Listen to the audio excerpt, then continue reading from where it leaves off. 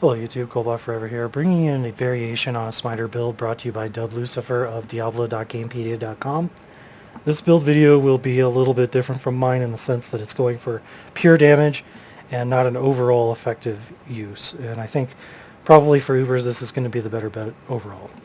Without further ado, let's take a look at his stats, inventory, and of course his skills. For his weapon he's using Grief Phase Blade. Great choice and probably the best Smiter weapon overall.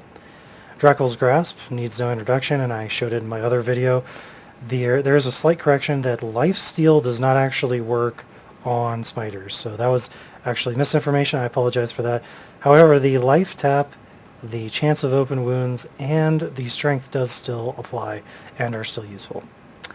Ravenfrost and Dwarf Star, again, those are fairly obvious why we're using those. Ubers have a lot of elemental damage, and therefore absorbing some of that helps quite a bit. You could replace Dwarf with, say, a Wisp or a Volcathos if you so desired, but I would not suggest replacing your Ravenfrost.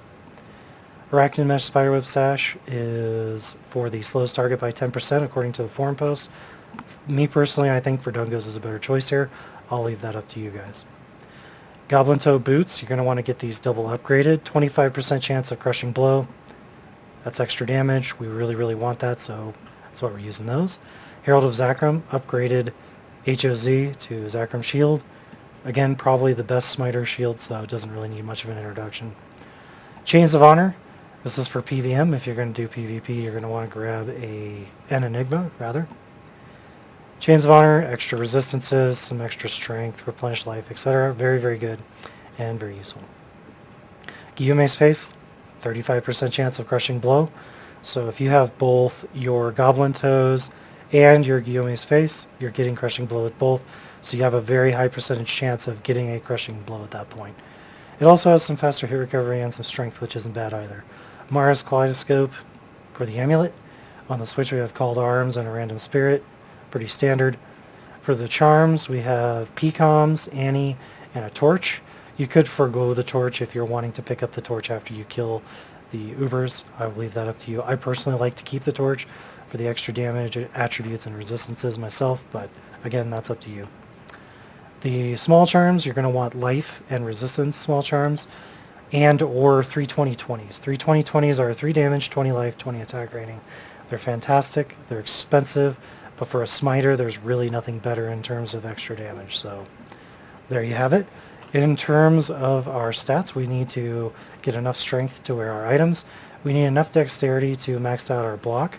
So let's go cast Battle Orders and Battle Command, make sure that we can show that. Oops, we need to cast Holy Shield, there we go. And we should now be at 75%. 75% is maximum. And then you're going to dump the rest of your points into Vitality and make sure that your resistances are maxed out. If you're doing Ubers, you probably already know why. Again, the elemental damage is so strong, you need to have above maximum resistance if you can get it.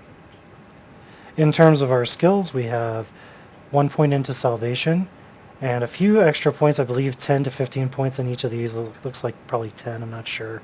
I haven't added it up, but the point here is that the forum post says 10 to 15 points into each of these.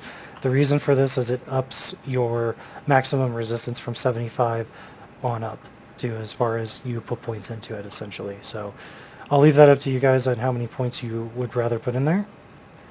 Offensive auras, we have maximum of fanaticism. Combat skills, we maxed out Holy Shield and Smite. So not a lot going on here in terms of skills. Smiters are fairly simple, so it's not too difficult. The variation here is obviously the resistances being pumped, so take that as you will. The Mercenary I'm going to forgo because I don't think that having a Mercenary in PVM is very useful when you're doing Ubers. They usually die and are more of a nuisance to keep alive than they are to actually have around, and I want to focus this video mostly on PVM as opposed to PvP. So that's where we're going to leave it. 90% of you guys are not subscribed to me. Please do so if I've helped you out in the past, or if you like my videos, if you'd like to see some in the future. It costs you $0.00, so why wouldn't you just click that subscribe button? I hope you guys have a good one, and we'll see you next time.